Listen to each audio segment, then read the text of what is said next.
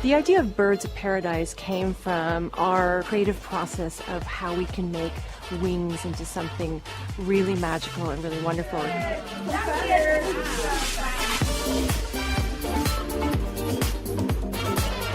We are known for our angel wings, and birds naturally have the most amazing wings, and the color is really exquisite.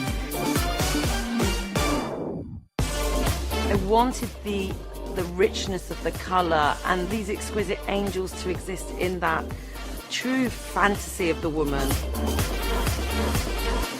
Every angel had a little bird that we built the outfit around. That was really fun, amazing research that we did, just going through the colors of birds and the types of birds that there are and how we could really create our models into birds of paradise.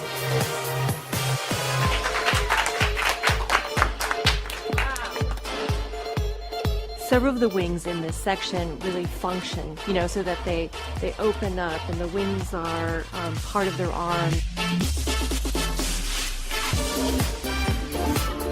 You know, we have two artisans from Paris that work in couture and make exquisite outfits that we put into the birds of paradise.